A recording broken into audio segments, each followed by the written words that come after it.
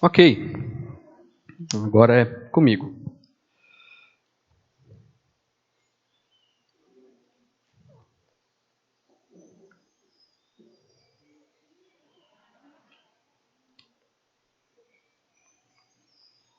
Como vocês sabem, nós... Tem como tirar um pouquinho do volume?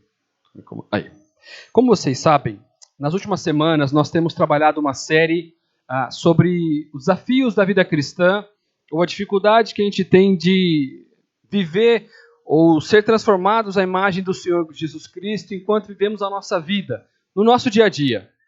Como a Bíblia não é escrita de maneira sistematizada, onde você encontra um índice remissivo de assuntos, eu pensei em fazer essa série para tratar de alguns assuntos que são muito importantes para a nossa vida, mas que talvez não estejam tão categorizados quanto a gente deseja, apesar desse ser um exemplo muito claro de como é possível ler e entender o que está sendo dito aqui. Nós começamos essa série falando sobre amar a Deus sobre todas as coisas. Nós vimos na vida de Daniel um exemplo de alguém que decidiu amar a Deus sobre todas as coisas e viveu a vida sobre essa perspectiva. Depois nós falamos sobre o amor ao próximo com a perspectiva de se aproximar de alguém. Ao se aproximar de alguém, nós devemos ser amigos a exemplo do que Cristo fez por nós. Depois nós falamos de trabalho na semana passada e hoje o nosso tema é dinheiro. Começamos a falar sobre a vida cristã no trato com as coisas, não tanto com pessoas e relacionamentos. A questão do dinheiro, em um sentido, parece ser muito complicado falar de dinheiro em igreja, né? Não deveria ser usado esse espaço para falar sobre isso. Mas a minha ideia é deixar cristãos completamente maduros, criar no coração de vocês uma dependência total de Cristo e uma sabedoria de acordo com as Escrituras para que a gente possa ter maturidade para lidar com qualquer assunto, inclusive dinheiro. E para começar a falar sobre dinheiro, eu preciso primeiro explicar o que é dinheiro. No sentido mais prático, dinheiro é aquilo que a gente usa todo dia para fazer qualquer coisa. Não tem como falar que o dinheiro é nosso inimigo, sendo que a gente lida com ele todos os dias. Lidar com o dinheiro todos os dias traz duas implicações para a gente. A primeira é que cria-se um costume. E a gente passa a lidar com algo que é com mais banalidade do que deveria ser lidado. Dinheiro é uma coisa muito séria. Dinheiro envolve propósito, a gente vai ver daqui a pouco qual é o propósito dele. E também, no outro sentido, por lidar com ele todo dia e pela importância que ele tem nas nossas vidas, às vezes nós exageramos no trato com o dinheiro. Ou seja, ou a gente pormenoriza assuntos relativos a dinheiro, ou a gente supervaloriza o dinheiro e aquilo que envolve dinheiro. No sentido bíblico, a primeira referência que nós temos a dinheiro está lá em Gênesis, ainda com Abraão, quando ele foi comprar um terreno para enterrar a esposa, Sara, ele compra um terreno com moedas de prata. Então, esse é um assunto antigo. É algo que está na nossa vida já aí há muito tempo. Ao longo dos anos, os cristãos têm lidado com maneiras diferentes com o dinheiro. Uma das teses que explica sobre a criação do sistema capitalista que a gente vive, diz que ele teve origem com os cristãos lá no século XVIII. O que aconteceu? Os cristãos, munidos de uma espiritualidade maior do que as outras pessoas, obviamente, eles entenderam que a vida deve ser vivida na plenitude de Cristo. Então você tem que fazer tudo o que você fizer com muita excelência. Então eles trabalhavam muito bem. Mas eles também, munidos de uma fé, de uma espiritualidade muito madura, entenderam que a vida não precisa de muito para ser vivido. A vida deve ser vivida de maneira simples, a exemplo do nosso Senhor. Então eles começaram a acumular capital. Daí que vem o termo capitalismo. Essa é uma das teses que explica a origem desse acúmulo de capital, a maneira como a gente vê essa ideia de ter muitas coisas. E eu quero dar um salto agora no tempo e falar um pouquinho sobre a década de 90. Foi quando o assunto do dinheiro começou a ficar muito espinhoso para nós cristãos. Na década de 90 foi quando explodiu a teologia da prosperidade. E ela dizia que se você agisse de certa forma com o seu dinheiro em relação a Deus, você teria frutos disso. Basicamente, ela se apoiava em 3 categorias. Primeiro, ela tentava ganhar na culpa. Como assim? O Alessandro ficou doente essa semana. Por quê? Porque está em desobediência. Você está culpado disso. O que você tem que fazer? você tem que se arrepender e trazer uma ofertinha aqui para Deus. Aí você não vai ficar mais doente. Se não pega na culpa, pega no medo. Você vai querer ficar assim de novo? Rapaz, se você não tomar cuidado, é melhor você trazer a oferta aqui, senão você vai ficar assim de novo. Aí se não pega na culpa, se não pega na ganância, não pega no medo, pega na ganância. Porque aí de repente o Alessandro não está com medo disso. Ele não tem problema de ficar doente, mas ele quer mais dinheiro. Então se você quer mais dinheiro, você deve trazer a sua oferta aqui para frente. Quem tem fé dá 100, quem não tem dá 1000. De acordo com a sua oferta, é o valor da recompensa que você terá. Quem trouxer 100 vai ganhar 10 vezes mais. Vai ganhar 1000. Quem trouxer 1000, ganha 10.000. Quem trouxer 10.000, ganha 100.000. E assim não tem limites. É um mercado muito próspero. O mercado da fé é um mercado muito próspero. O problema do mercado da fé é que agora ele se chocou com uma sociedade que não é mais apegada a utopias. Principalmente os nossos jovens veem esse tipo de discurso e falam, isso não funciona, não é assim. Isso não é verdade. Nada disso é verdade. Mas criou-se, então, um novo nicho de mercado para o mercado da fé. Que agora ele é mais apoiado em uma influência neurologística e uma linguística e uma promoção psíquica e emocional. Para que as pessoas sejam cada vez mais frutíferas, cada vez mais produtivas, para que elas evoluam, para que elas alcancem o máximo do seu potencial. E utilizando inclusive da Bíblia para fomentar no coração das pessoas um princípio que a Bíblia não ensina, que é, você deve ser próspero em tudo o que você faz. Você nasceu para vencer. Se depender só de você, você vai triunfar em tudo. Desde que o mundo é mundo, a maneira mais fácil de entender que alguém é próspero é através de dinheiro. A quantidade de dinheiro que ela tem. E o dinheiro, enfim, é uma arma muito poderosa. E como toda arma, se ela é mal utilizada, ela pode causar muita destruição. Dinheiro na nossa sociedade é assim. E acreditem em mim, é assim que eles veem a gente em relação a dinheiro. Uns amigos começaram um projeto de um podcast e me chamaram para fazer o primeiro, me entrevistaram lá. E eles perguntaram, a primeira pergunta que eles fizeram, qual que é o lado difícil de ser pastor? Aí eu falei, a fama. Eles, por quê? Eu falei, vocês me conhecem há muitos anos. Qual a fama que vocês têm de cristãos, de pastor? Adivinha o que eles falaram? É assim que eles nos veem. Nós, então, pagamos por um preço que nós não, de um produto que nós não compramos. E essa é a relação que o mundo e a visão que o mundo tem de dinheiro. Mas qual é a nossa? Como eu e você devemos nos relacionar com essa coisa tão importante, mas que não deve dizer como nós somos. A gente costuma dar valor às coisas por tanto que elas custam. O problema é quando o dinheiro começa a dizer isso em relação às pessoas. Você vale o quanto você tem, ou você não vale o quanto você não tem.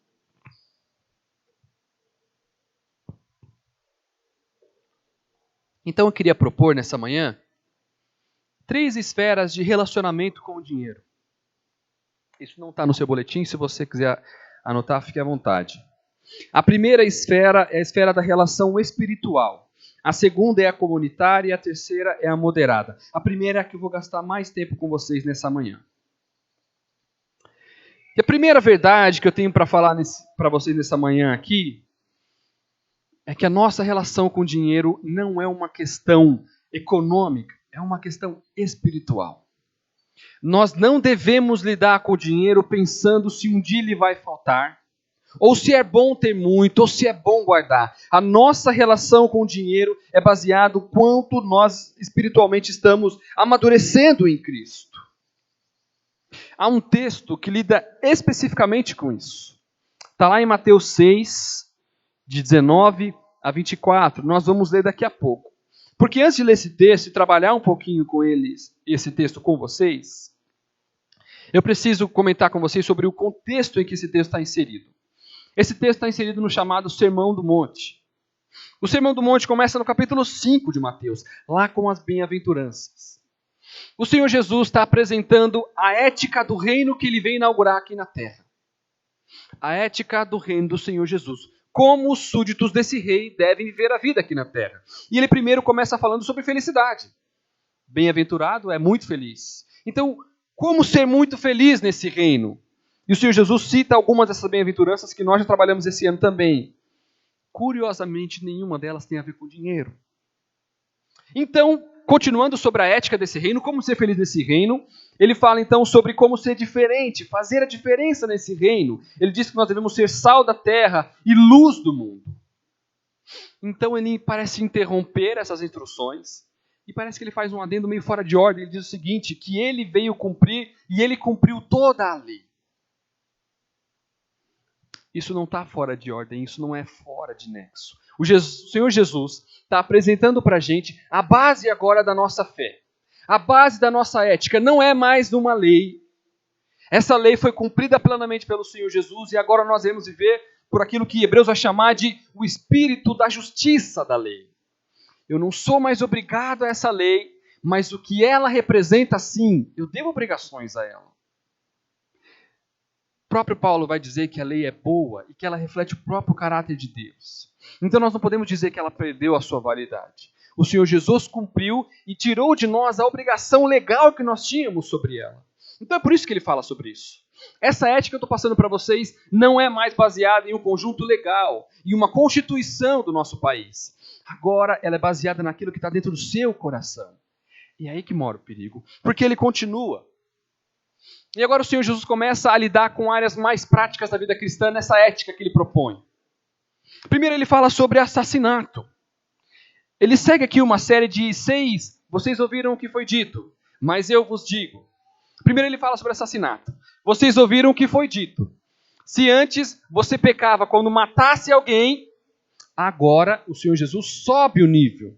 Ele sobe o padrão, ele diz. Agora, se na sua mente, no seu coração, você se irá e você matar aquela pessoa, isso já é pecado. Ele sobe o padrão. Então ele fala sobre adultério também. E ele também sobe o padrão. Vocês ouviram o que foi dito. Se você se deitar com uma mulher ou com um homem que não é seu, você pecou. E ele sobe o padrão. Se você olhar ou desejar ela, você já está pecando. Então ele fala sobre divórcio. Vocês ouviram o que foi dito. Segundo uma interpretação de vocês, toda vez que o homem se divorciar de mulher, ele deve dar carta de divórcio para ela, por qualquer motivo. Agora eu digo, se não for por imoralidade sexual, aquele que se divorciar comete adultério. O Senhor Jesus continua subindo o padrão. Então ele fala sobre juramento. Se antes você precisava jurar pelos céus e pela terra, por uma palavra sua, porque a lei te dizia que tinha que ser assim, agora eu estou te dizendo, a sua palavra deve ser sim, sim, não, não. Você não tem mais uma obrigação legal de cumprir com a sua palavra. Agora a sua obrigação é moral pelo seu coração transformado. É um padrão muito mais alto. Então ele fala sobre vingança. Vocês ouviram o que foi dito? Olho por olho e dente por dente. Mas eu digo a vocês, não resistam ao perverso. Se alguém pedir a capa, dê a túnica também. Se alguém te obrigar a andar com ele 1 milha, anda com ele 2. O Senhor Jesus está subindo o padrão que era estabelecido pela lei.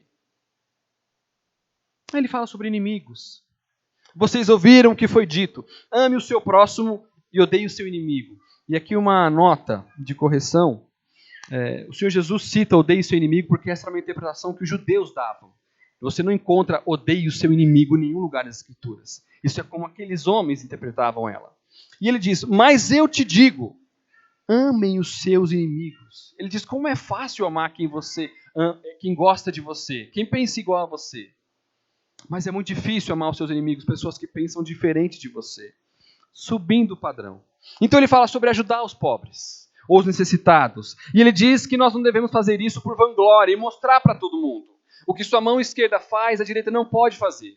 Quando você prestar assistência a alguém, não deixe que ninguém saiba. O padrão é o seu coração transformado. É um padrão muito mais alto. Então ele fala sobre oração. Não se percam em vãs repetições. Você não tem que repetir uma coisa. Agora, relacione-se com Deus em oração como se relaciona com o Pai. Fale com Ele com intimidade. Então ele aproxima e aprofunda esse relacionamento e fala sobre jejum. Quando você quiser se aprofundar nesse relacionamento, não deixe que todo mundo saiba. Não jejue para todo mundo saber. Procure a Deus na sua intimidade, no seu quarto, sem fazer estardalhaço em relação a isso. Então, finalmente, ele fala de dinheiro. Não por acaso. Ele está subindo o padrão de todas as coisas. Então, ele fala sobre relacionamento com Deus. Como deve ser muito mais profundo. Então, ele fala da área mais difícil que o homem tem de se relacionar. Ou a parte mais difícil de converter o homem, que é o bolso dele. Então, finalmente, a gente chega no texto que eu estou dizendo a vocês. E eu queria que você abrisse comigo Mateus 6, 19 a 24.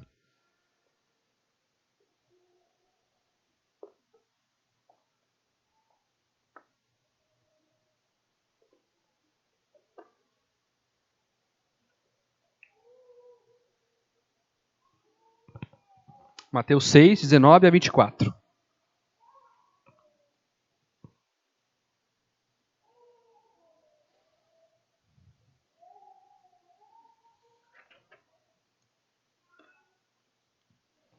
Eu vou ler aqui, peço que você acompanhe comigo.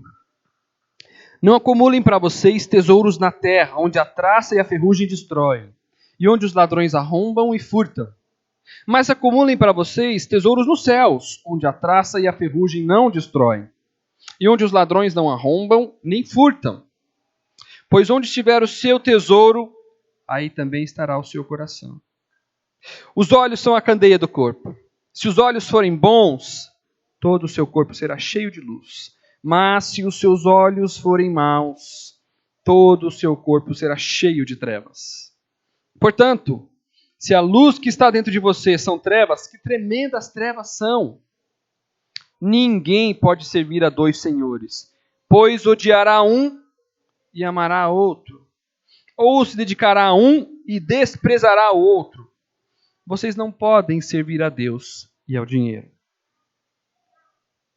Muito interessante o Senhor Jesus começar o trecho de maior dificuldade para o homem, falando que o homem não deve acumular tesouros na terra. Parece até meio fora de nexo isso para a gente. Parece que não tem sentido nenhum. Onde eu deveria acumular os meus tesouros, então? E eu vou te convidar, depois que você chegar na sua casa, a ler a continuação desse texto a partir do versículo 25, que ele vai falar sobre as preocupações da vida. Munido das informações que vou te dar agora, você vai ter uma nova perspectiva sobre as preocupações da sua vida, sobre o que comer e o que vestir.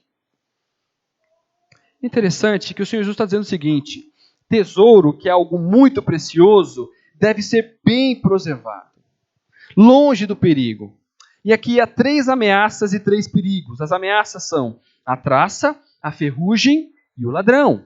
E os perigos são a destruição da traça, o arrombamento que o ladrão pode causar e o roubo que ele pode fazer. O seu tesouro deve estar bem guardado, porque ele pode ser destruído, porque ele pode ser arrombado, ele pode ser furtado. Mas acumulem para vocês tesouros no céu, onde não há esse tipo de perigo. Lá não entra traça nem ladrão, não tem como arrombar, não tem como roubar. Porque onde estiver o seu tesouro, vai estar o seu coração. Qual é o problema disso? Paulo vai dizer que o amor ao dinheiro é o maior de todos os males. Onde estiver o seu tesouro, ali também vai estar o seu coração. Se o teu tesouro estiver aqui na terra em dinheiro, ele pode ser destruído pelo dinheiro. Se o teu coração estiver aqui na terra, ele pode ser destruído pelo dinheiro. O seu coração pode ser furtado pelo amor do dinheiro. O seu coração pode ser arrombado pelas promessas vãs que o dinheiro dá para a gente. E mais importante, não há como separar o seu tesouro do seu coração. Ele é movido exatamente por isso. O seu coração vai atrás de onde o seu tesouro está. O seu coração é guiado pelos seus olhos. É isso que o Senhor Jesus diz. Os olhos são a candeia do corpo. Se os seus olhos forem bons... Essa palavra candeia era uma lamparina muito pequena. Eu gostaria de ter achado uma semana para trazer para vocês. Era muito pequena. Ela não conseguia iluminar grandes porções de terra. E ela consistia de um pote muito pequeno com azeite e um pavio mergulhado no azeite. Mas é interessante que lá, mesmo no capítulo 5 de Mateus, no texto que eu acabei de citar para vocês, o Senhor Jesus diz que essa lamparina pequena, e a mesma palavra utilizada aqui, é capaz de iluminar uma casa inteira. Mas ele também está dizendo aqui que algo tão pequeno é capaz de destruir um corpo inteiro, porque se os seus olhos forem bons, Essa palavra bom tem a ver com o sentido de íntegro, de reto, de bondade, e também a mesma palavra que Tiago vai utilizar lá em Tiago 1,5. Se alguém tem falta de sabedoria, peça a Deus que a todos dá generosamente. Se os teus olhos forem generosos, todo o seu corpo será cheio de luz.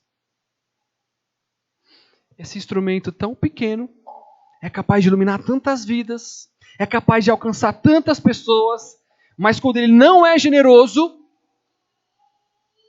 ele pode causar destruição. Essa candeia, que também significa, pelo curto alcance dela, que nos impede de fazer planos muito futuros em relação ao dinheiro. Você não consegue ver o futuro. A candeia que você tem não consegue chegar lá na frente. E por isso que ele vai completar depois no versículo 25. Portanto, eu lhes digo, não se preocupem com a sua própria vida, quanto ao que comer, o que beber, o que vestir. A nossa candeia é de curto alcance em relação à nossa própria vida, mas ela tem um potencial enorme em relação à nossa casa. A questão está na generosidade, ou na falta dela, como ele continua. Mas, se os seus olhos forem maus, e aqui a palavra mal é mal mesmo. Se os seus olhos forem generosos, que bom para todo mundo. Todo o seu corpo será cheio de luz. Mas se os seus olhos forem maus, egoísta, todo o seu corpo será cheio de trevas. Portanto, se a luz que está dentro de você são trevas, que tremendas trevas são. E muitas vezes a gente usa as nossas lamparinas para iluminar só a nossa casa. E o próprio Senhor Jesus rebate isso. Ninguém acende uma lamparina para iluminar só um canto, ou para colocar perto de si mesmo. Você coloca no lugar mais alto da casa para que possa iluminar a todos. Mas se os meus olhos são egoístas e maus, eu vou querer essa lamparina só para mim mesmo. Afinal, quem trabalha sou eu. Eu sei o que eu preciso. Eu sei o quanto eu ralo para ganhar esse dinheiro. A nossa primeira área de contato com o dinheiro é a área espiritual, porque é ali que é fundamentado todas as outras áreas. Como a gente lida com o dinheiro. Portanto, se os seus olhos forem egoístas, se não forem generosos em relação à casa, que tremendas trevas são. Não te ajudam a enxergar nem onde você está andando. Então ele termina. Ninguém pode servir a dois senhores, pois odiará um e amará ao outro. E é exatamente assim. O que a gente precisa é só de um bom motivo para gastar o nosso dinheiro. O dinheiro que a gente sua tanto para gastar. De fato, não há como servir dois senhores. Aqui na igreja brasileira, nós temos o costume de se referir à oferta que a gente dá na igreja como dízimo. É uma nomenclatura do Antigo Testamento. E a gente usa como referência também o padrão do Antigo Testamento, que são os 10%. E não há como servir a dois senhores. Qual é o primeiro dinheiro que a gente acha que vai fazer falta quando as coisas apertam? Essa 10ª. Não há como servir a dois senhores. Você serve ao seu Senhor com integridade. Com completude de coração. Você vai odiar um e você vai amar o outro. A questão espiritual do dinheiro é de coração aberto, como quem obedece a Deus, não como quem cumpre o mandamento. Como quem entende espiritualmente o significado que o dinheiro tem dentro de uma comunidade inteira. Também como reflexo de gratidão. Não há como servir a dois senhores. Se o seu coração entende com gratidão aquilo que Cristo fez por você na cruz, onde Ele não deu 10% de si, onde Ele deu tudo, isso vai ser expresso no seu coração através de como você lida com o seu dinheiro também. Não há como servir a dois senhores. No fundo, você serve só a você mesmo. O seu dinheiro, usado só para você mesmo, tem sido usado para servir somente a você mesmo. Você tem usado uma lamparina com tanto potencial somente para iluminar a sua própria casa. Isso não faz sentido teológico nenhum. Isso não faz sentido prático nenhum. A nossa justiça deve exceder muito a justiça dos fariseus, a justiça que estava contida na lei. O nosso padrão não é o que todo mundo faz. O nosso padrão não é olhar para a vida do meu vizinho, do meu amigo.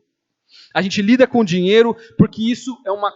Nós somos convencidos espiritualmente a lidar com ele, como a Bíblia diz. Generosamente. Se os seus olhos forem generosos, toda a sua casa, todo o seu corpo será iluminado. Mas se os seus olhos forem egoístas, que tremendas trevas são. Que tremendas trevas são. A primeira área de relacionamento que nós temos com o nosso dinheiro é a área de relação espiritual. A segunda é a área de relação comunitária. Porque toda essa comunidade é diretamente afetada pela maneira como você lida com o dinheiro. A sua generosidade ou o seu egoísmo afetam diretamente o andamento da nossa comunidade. Por mais irônico que isso possa parecer, o dinheiro da igreja não cai do céu. Ele vem da gente mesmo. E ele afeta diretamente a nossa comunidade. Em primeiro lugar, a vida do pastor. E da sua família. Como aquela família que Deus colocou para servir essa comunidade. E que deve ser assistida por essa comunidade. Em segundo e terceiro lugar, tudo isso que vocês estão vendo. Tudo isso aqui custa dinheiro. Eu já tentei chegar no padeiro e oferecer outra coisa para ele me dar o pão. Porque talvez algumas pessoas pensem, o Wallace escolheu ser pastor. Ele que vive dependente de Deus, ele que depende da graça de Deus. Eu já tentei chegar para o açougueiro e falar assim, me dá 1 quilo de carne. Ele falou assim, tá, é R$30. Eu, não, vai em paz. A graça de Deus te basta. Recebe a graça aí. Igualmente é isso aqui, gente. Tudo isso aqui custou alguma coisa. E a nossa generosidade, ou a falta dela, afeta diretamente o que acontece aqui. As coisas que as crianças usam na salinha. Cada um desses equipamentos, graças a Deus nós não pagamos aluguel e nem energia, mas tudo isso aqui saiu de algum lugar. De pessoas que tiveram olhos generosos, que têm tido olhos generosos para lidar com isso. E olha que interessante que o apóstolo Paulo vai dizer, quando ele fala sobre oferta, lá no capítulo 9 de 2 Coríntios, eu vou ler aqui a partir do versículo 7. Cada um dê ou cada um semeie, conforme determinou em seu coração, não com pesar ou por obrigação, pois Deus ama a quem dá com alegria. E Deus é poderoso para fazer com que lhe seja acrescentado toda a graça, para que em todas as coisas, em todo o tempo, tendo tudo o que é necessário, e vocês transbordem em toda boa obra. Como está escrito, distribuiu, deu seus bens aos necessitados, e a sua justiça dura para sempre. Aquele que supre a semente ao que semeia, e o pão ao que come, também lhe suprirá e multiplicará a semente e fará crescer os frutos da sua justiça. Vocês serão enriquecidos de todas as formas, para que possam ser generosos em qualquer ocasião. E por nosso intermédio, a sua generosidade resulte em ação de graça. Aqui eu preciso parar. Generosidade parece ser uma palavra que saiu de moda nos nossos dias. O que faz mais sentido é cuidar bem do dinheiro. Talvez investir esse dinheiro, talvez acumular e guardar pensando no futuro. Paulo está sendo muito claro. O Senhor concede prosperidade por causa da generosidade, não o contrário. O serviço ministerial que vocês estão realizando não está apenas suprindo as necessidades do povo de Deus, mas também transbordando em muitas expressões de gratidão. Por meio dessa prova de serviço ministerial, outros levarão a Deus pela obediência que acompanha a confissão que vocês fazem do Evangelho de Cristo e pela generosidade de vocês em compartilhar seus bens com eles e com os outros. Nossa relação com o dinheiro é uma relação espiritual porque ela provém do coração transformado. Como Paulo está dizendo, uma obediência que acompanha a confissão que vocês fazem pelo Evangelho. Jesus transformou a minha vida, menos o meu bolso. E nas orações que fazem por vocês, eles estarão cheios de amor por vocês, por causa da insuperável graça que Deus tem dado a vocês. Sabe o que é uma graça insuperável? É uma graça que supera qualquer adversidade.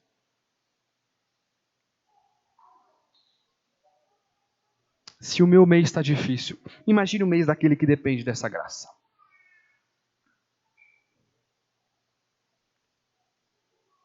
Graças a Deus por seu dom indescritível. A nossa relação com o dinheiro, em primeiro lugar, ela é espiritual. Porque ela provém de um coração transformado. Não é se dá, não é se foi possível esse mês, é de um coração transformado. É uma relação comunitária porque todo mundo é diretamente afetado aqui. Primeiro pelo sustento da família que está servindo a igreja, e também pelas coisas que são utilizadas na igreja, e pelas pessoas que a igreja pode alcançar, pela sua generosidade. Em último lugar, uma relação de moderação. Para que a gente entenda relações práticas e úteis para a nossa vida em relação ao dinheiro. Eu falei aqui dos 10%, porque essa era uma obrigação da antiga lei. Todo homem deveria trazer a 10ª parte de tudo aquilo que ele ganhou como oferta para o sustento da casa de Deus. Hoje a gente pode mudar a casa de Deus pela causa de Deus. O que a causa de Deus abarca na nossa comunidade? Não há mais uma obrigação legal, nós não somos obrigados por lei a contribuir com a 10ª parte. Há uma obrigação moral, com o espírito da justiça que há na lei. Porque tudo aquilo que Deus faz é bom, porque nós somos transformados por Cristo. E querem saber, 10% é um bom número. É um bom número.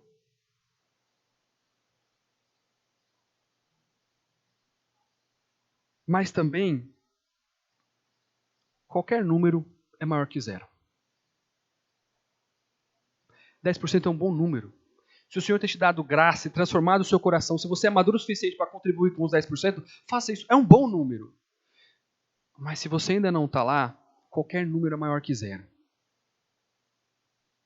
Qualquer número é maior do que 0. 10%, gente, é muito para todo mundo. Para aquele que ganha muito, é muito pelo montante. Onde já se viu dar tudo isso aqui de dinheiro para a igreja? E para aquele que ganha pouco, onde já se viu vai fazer muita falta para mim? Essa relação de espiritualidade, de comunidade, de moderação, eu também sou afetado, porque eu também sou ofertante. A relação de moderação deve afetar o nosso coração, porque o dinheiro é um excelente empregado, mas ele é um péssimo patrão. Quando você diz ao dinheiro para que ele serve, ele funciona muito bem. Mas quando o dinheiro começa a dizer a você o que você deve fazer por causa dele, tome muito cuidado. Talvez você tenha traça no seu coração. Talvez você esteja sendo roubado. Uma outra aplicação muito prática da moderação com o dinheiro é: querer é melhor que dever. Essa é uma frase do pastor Tiago Mates. Querer é melhor que dever. É melhor você ficar desejando uma coisa há muito tempo do que dever aos outros e não poder contribuir generosamente na casa de Deus porque você não consegue suportar os seus anseios. Querer é melhor do que dever. Poupar também é amar a Deus. É possível, olhando para a nossa vida e pelo aquilo que é realmente necessário para a gente contribuir comunitariamente e ainda poupar, entendendo que a gente deve não ser servo do dinheiro, mas ao dinheiro com sabedoria. O povo foi levado cativo para a Babilônia exatamente por causa disso.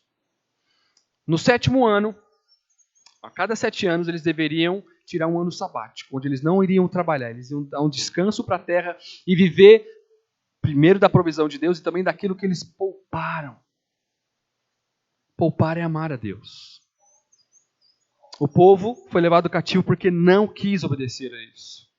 Durante 23 anos, o profeta Jeremias profetizou contra eles uma só mensagem: vocês não estão respeitando o ano sabático. Vocês estão querendo ganhar mais do que vocês precisam. E eles não obedeceram. Poupar é amar a Deus. E por último, descanse na soberania de Deus. O seu emprego é só o jeito que Deus usa para prover para a sua família. Não é nada além disso. O seu dinheiro é só aquilo que Deus usa para prover para a sua família. Ele não é nada além disso. A nossa relação com o dinheiro deve ser, em primeiro lugar, uma relação espiritual. Porque nós lidamos com o dinheiro como pessoas transformadas. Nós lidamos com o dinheiro de maneira diferente que todo o resto do mundo lida. Nós lidamos sim. A nossa relação com o dinheiro também deve ser uma relação comunitária, porque toda uma comunidade é afetada por ela. E se não essa comunidade imediata, eu tenho certeza que você conhece outras pessoas de comunidades cristãs que precisam ser assistidas. E acredite em mim, há sempre a oportunidade de ajudar. A nossa relação com o dinheiro também deve ser uma relação de moderação. O dinheiro é um excelente empregado, mas ele é um péssimo patrão. Quando você diz ao dinheiro o lugar dele, ele funciona muito bem. Mas quando ele passa a ditar as regras no seu coração, que terríveis trevas são. Mas descanse na soberania de Deus. Descanse sabendo que é Ele que provê para o seu coração.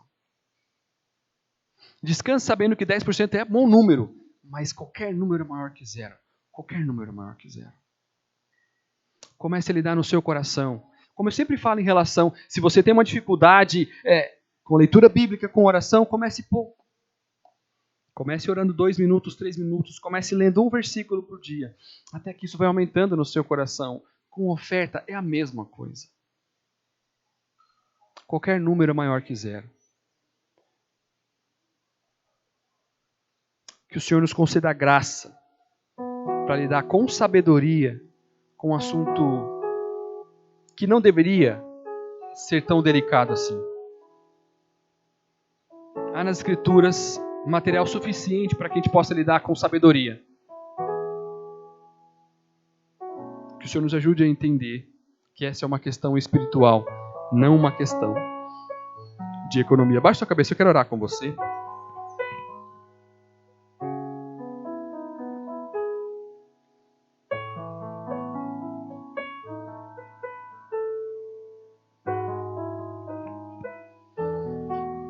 Senhor, o nosso coração carece, Deus, também de entender um pouco daquilo que o Senhor fez por nós na cruz. O Senhor se deu por completo naquela cruz, e esse é o nosso exemplo de generosidade. O Senhor não deu somente o que a lei pedia, o que a convenção social dizia, o que o Senhor achava que era bom, o Senhor se deu por completo. Nós clamamos ao Senhor, Deus, que nos dê um coração tão obediente assim.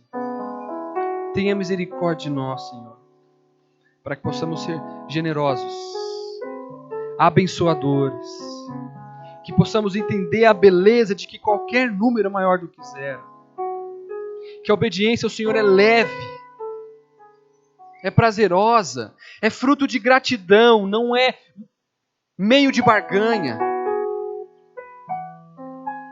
Um coração grato é um coração grato em todos os sentidos da nossa vida. Louvamos o Teu santo e precioso nome por tudo que o Senhor tem feito, Deus. Podemos provar, Senhor, diariamente da Tua provisão em nossas vidas.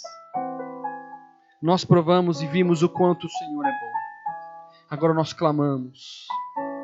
Nos ajude, Deus, a estender os Seus braços de bondade a quem precisa.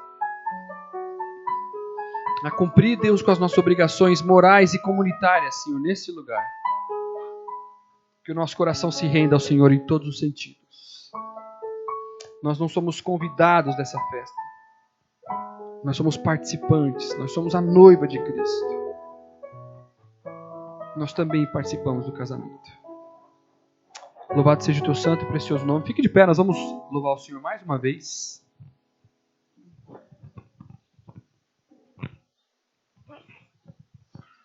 Vamos agradecer ao nosso Deus